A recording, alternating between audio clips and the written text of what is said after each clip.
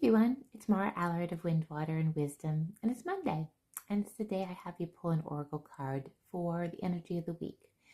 But this week we have some heavy astrology, and I'm not an astrologer, but from what I've been reading, it's going to feel like a heavier week. We've been already off to kind of a heavier year, at least in the collective. So I thought we could pull a card on how we can best work with the energy this week. So you're going to pick a card that pulls to you, you're drawn to, and that's the card that you're going to work through this week whenever something feels heavy or maybe a little harder than you want it to. Come back to this energy that you pull from your card. So here we go. I'm using the Moon Deck Oracle, and these are the three cards. See? Let's see. Okay, pretty good. Which of these three cards pulls to you? 1, 2, or 3?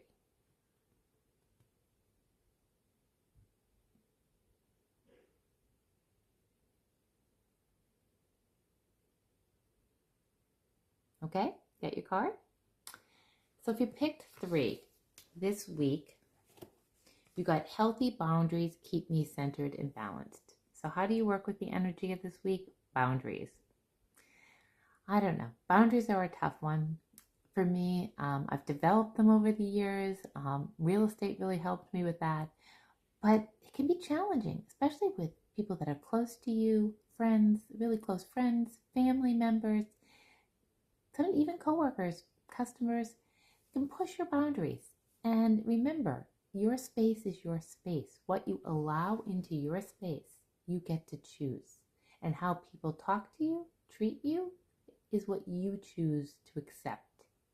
The looser our boundaries, the harder it is to feel balanced and centered, and the harder it is not to get resentful. But the thing is, we're allowing the behavior. So this week, if things get a little heavy, a little difficult, where are you leaking energy through your boundaries? Where are you letting others take control over situations that you should be controlling? Don't say yes when you mean no. Don't say yes when you mean no. What is important to you? Decide what is important to you for your life, not your friend's life, not what your family is, not your coworkers, for you. What's important to you is not important to me. What's important to me is not important to the person next door.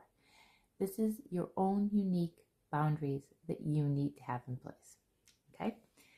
If you picked the middle card, I love myself completely and unconditionally. So if things get tough this week, come back to loving yourself completely and unconditionally. Great thing is to put your hand on your heart and say, I love you with your name. I love you, Mara. I love myself. Again, similar to boundaries, loving yourself. You can't give from an empty well. You can't love other people completely and unconditionally unless you love yourself completely and unconditionally. So if things get heavy or difficult this week, come back to you. These cards are speaking about come back to you, all of them. Where are your boundaries? Do you love yourself? When you love yourself, you protect yourself and you have healthy boundaries. So, again, if difficult emotions arise or things arise, I was in a yoga class yesterday and the teacher was saying that sometimes we were not given the nourishment we needed as children. For whatever reason, an absent parent who passed, a divorce, a single mom or dad, we just couldn't give what we needed. And then actually that rocking, you can rock yourself. Those tender places, that love that you didn't get, it's a somatic way to heal, just to hold yourself and rock like a baby and give yourself the love. That's a beautiful way to love yourself unconditionally, and it takes just a few minutes. And lastly, if you picked card number 1, I surrender to the power of prayer and devotion.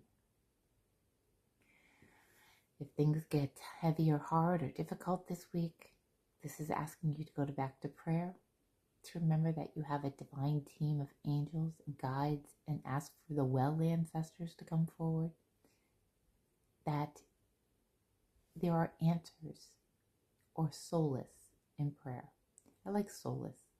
There's a calmness with prayer or meditation or an affirmation, whatever you align with, or a ritual. But it's coming back to a place of stillness and prayer, affirmation, ritual, meditation, asking for help from some outside source, a higher power this week. It's a beautiful card when things are difficult, and they're difficult for so many people in so many places in this world.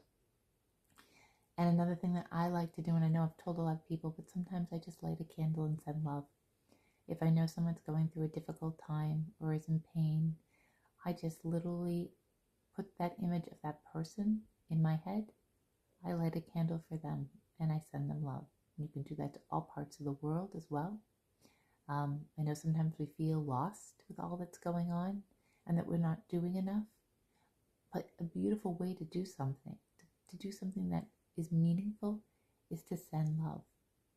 You can send love, light that candle with a single intention of love in your heart. Drop your attention into your heart space. Right in the center. Just drop your attention. Focus on your heartbeat, on your heart. Light that candle and send love. That is a beautiful prayer. And you can send that to yourself as well. Prayer and ritual. Loving yourself unconditionally. Shore up those boundaries. That is your way to work with the energy this week. Have a beautiful week.